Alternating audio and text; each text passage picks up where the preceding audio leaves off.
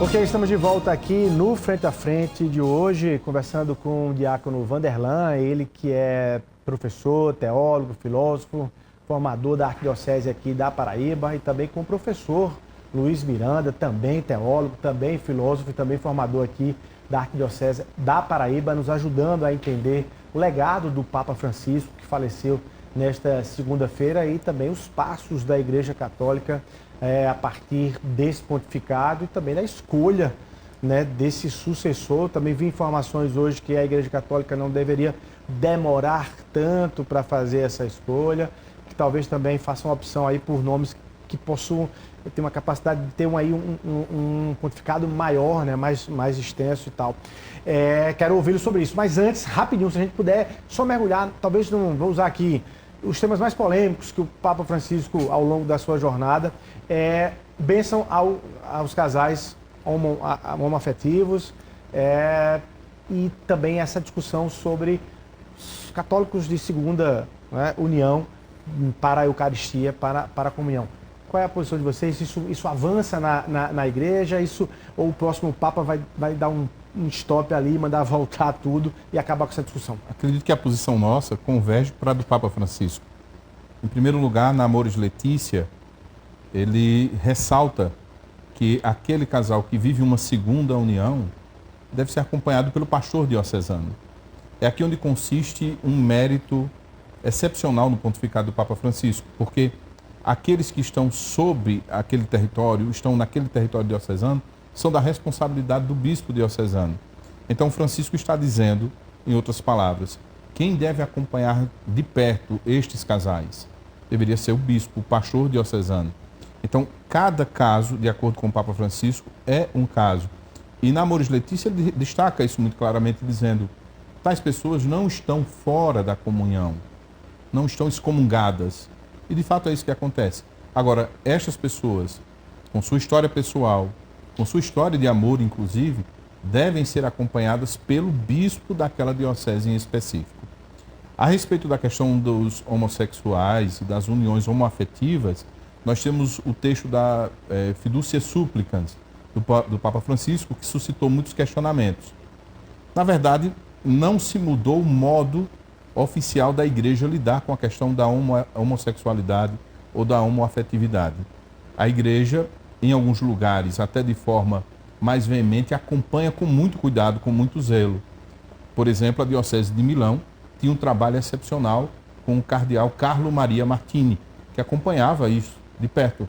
Pessoas que eram homossexuais, ele acompanhava de perto. Aqui nós temos o Papa Francisco dizendo que tais pessoas podem ser abençoadas.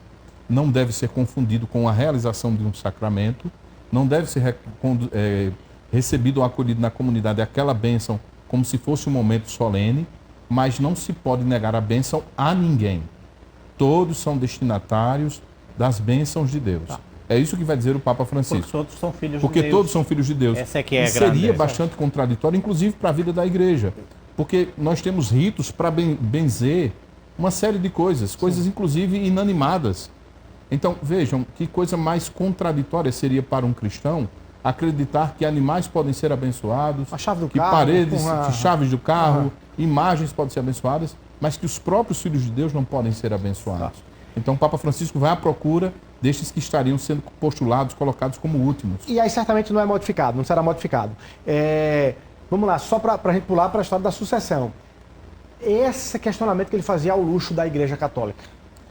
Como o próprio nome dele indica, ele prega uma igreja que seja muito mais marcada por uma experiência de uma igreja de campanha, de hospital, enlameada, do que uma igreja segura. Esse é um desejo de Francisco desde o primeiro dia, né? Ele fala de uma igreja pobre para os pobres. E o que é que Francisco quer dizer com isso? Ele vai dizê-lo no modo como ele vive, nas opções que ele faz e também em trazer essa pauta constantemente para dizer, numa sociedade marcada pela globalização da indiferença, nós temos os descartados, que são a grande maioria, e temos aqueles que se servem desse descarte. Sim. Certo. Onde a ditadura do lucro e da economia está acima disso. Mas estamos assim hoje? Aí estou falando do ponto de vista da nossa composição clerical. Eu acredito, assim, Luiz, que nós temos sinais sinais bastante positivos. O grande problema é que aquilo que causa escândalo faz muito mais barulho. Nós temos sinais de avanço, nós temos pessoas que dão testemunho de uma igreja pobre, próxima do mundo dos pobres, de uma igreja samaritana, de uma igreja servidora. Certo. Mas sem ilusões, Vanderlan, também temos o outro lado.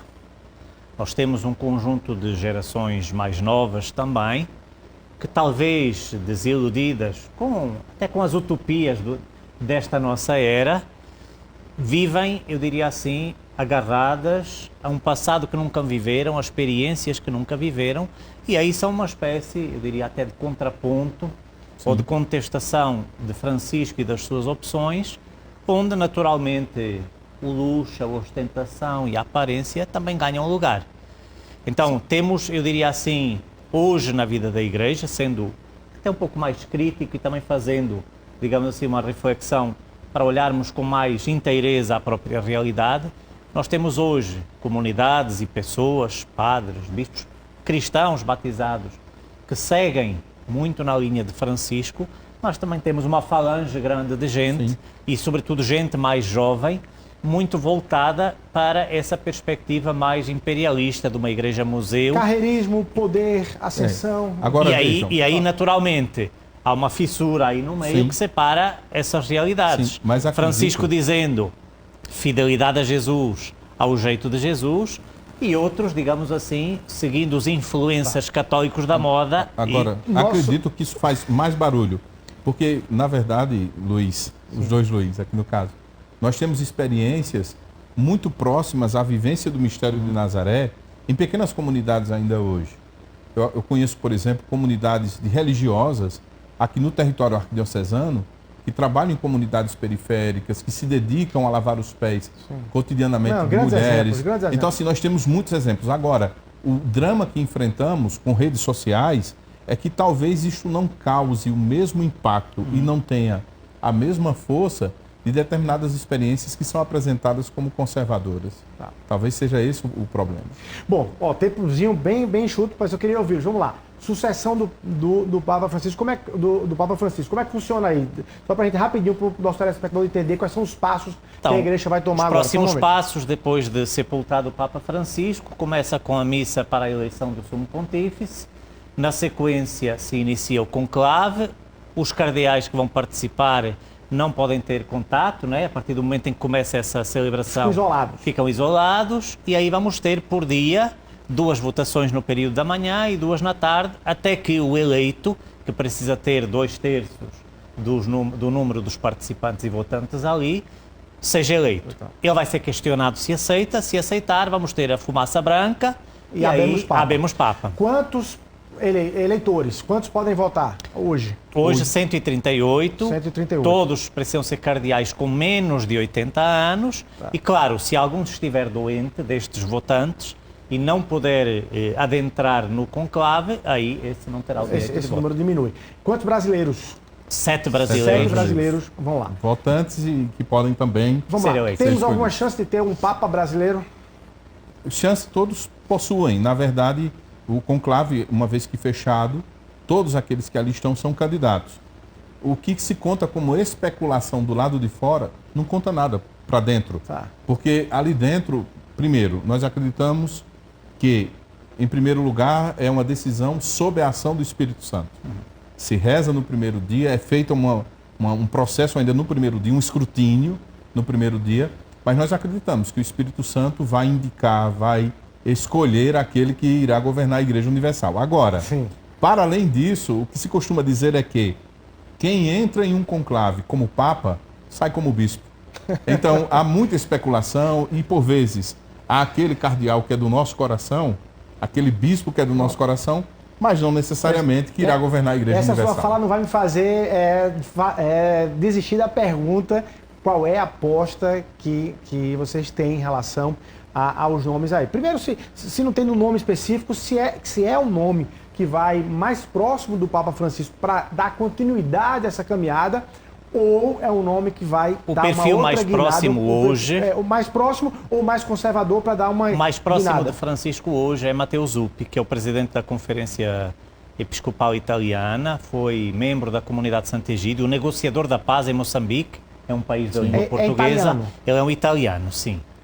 E é talvez aquele com o perfil mais próximo de Francisco nesta abertura aos últimos. Ele está aí, é esse aí que estamos na imagem, naturalmente. Agora, do meu coração, não é, da minha escolha, do meu voto, seria o cardeal José Tolentino. Meu compatriota. Que é compatriota de Luiz Miranda. É um português. É o prefeito da Congregação para a Educação Católica. Para a Educação Católica, e é alguém que trata de um tema fundamental para a igreja hoje, que é o tema da cultura. Isso. Então nós temos alguém que é da área de Bíblia, de Sagrada Escritura, que possui um amplo diálogo com a questão da literatura, é alguém que conhece a América Latina, que conhece o Brasil, que conhece Pernambuco, conhece Recife, conhece a Paraíba. E não seria tão distoante do Papa Francisco. E não seria distoante, inclusive foi criado cardeal durante seu governo. Foi pregador do retiro do Papa Francisco. Agora se fala também, no lado mais conservador, se fala também, até para usar a expressão, até para desfazer aquilo que o Papa Francisco fez. Aí temos o cardeal José Tolentino Mendonça. Esse é o português. Esse é o cardeal português. Um sorriso que se assemelha, inclusive, ao Papa João XXIII. Sim, verdade. Então seria um nome interessante. Agora, como dizemos, não é? Por vezes do alguém... Coração, é do nosso coração, é das intenções dos cardeais. Vai estar registrado aqui, vai estar gravado esse programa aqui. O que vai ser escolhido certamente será sob a ação do Espírito Santo. Sim. É óbvio que se olham as qualidades humanas. Ninguém é ingênuo de também pensar que, por exemplo, alguém que vai governar uma igreja com tantos problemas, tantas questões. É uma disputa mais acirrada do que a de governador para Paraíba de 2026. E olha que a disputa da Paraíba não é brincadeira. Mas as qualidades são levadas em consideração, os problemas que são colocados naquele momento também são levados em consideração. Uma das vantagens de Tolentino Mendonça, só para terminar aqui, é que ele é um homem que já está na Curia Romana, mas com um perfil mais alinhado com Francisco. Então, essa possibilidade aí. A minha pergunta para a gente fechar é essa. E se a igreja entender que era a hora de desfazer o que Papa Francisco fez e dar uma guinada completamente ao conservadorismo, ao tradicionalismo? Temos uma questão... E aí tem um húngaro, né? Tem um que eu vi no nome. Temos uma questão aqui, Luiz, que deve ser levada em consideração. Hoje, grande parte do colégio cardinalício foi nomeado pelo Papa Francisco. Então, desfazer o que Francisco fez, é pouco provável que isso venha a acontecer. Os 138, 118 foram escolhidos por Francisco. Então, assim, foram gestados... Qual é esse número de 138? 118 foram já feitos cardeais pelo Papa Francisco. A imensa maioria criada cardeal durante o pontificado do Papa Francisco. Esse é um ponto. Segundo é que, por mais que nós tenhamos o pontificado de Francisco como um pontificado que se acentua a dimensão da reforma, este é um movimento agora que aponta para frente. Aponta para frente. Então, nós temos, certamente, alguém que vai tomar as intuições presentes no pontificado de Francisco, talvez não todas, talvez não do mesmo jeito, mas que terá também uma boa dose de fidelidade, considerando a relevância do próprio pontificado do Papa Francisco. É muito difícil, até a semelhança do que aconteceu com João Paulo II, né? Com João Paulo I e, na sequência, João Paulo II, o próximo Papa não escolher, talvez, o nome de Francisco II. Olha aí. Porque há uma herança aqui que não pode ser descartada. Há uma fidelidade de Francisco, que é uma espiritual. interpelação, é uma herança espiritual. Outra aposta que vai estar registrada também. Professor Luiz Miranda, muito obrigado pela sua presença aqui no Frente a Frente, viu? Obrigado. Eu só queria terminar, para quem nos assiste lá em casa, sugerindo a leitura desta autobiografia, uma novidade de Francisco. É uma autobiografia do Papa chamada Esperança, não podia ser outro nome.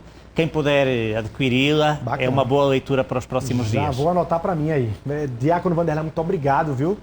Pela presença nesse dia aqui. Inclusive já teve aí uma missa em sufrágio, né, na Catedral hoje à noite, pela morte do Papa Francisco. Muito obrigado. Eu que agradeço e só queria retomar uma intuição que está presente também já no final do pontificado do Papa Francisco. Ele diz que a esperança é uma âncora lançada no céu. Amém. Acredito que esse tempo de Páscoa, em que meditamos a ressurreição do Senhor, é a oportunidade de renovar o tema da esperança e renovar também a esperança na própria igreja, em dias melhores para a igreja de Cristo. Amém. Diácono Vanderlan, professor Luiz Miranda, muito obrigado. Obrigado. Deus abençoe. Bom, a gente vai ficando por aqui. Para você, o nosso abraço. Obrigado pelo carinho da sua audiência sempre. E até a próxima segunda-feira, se Deus quiser.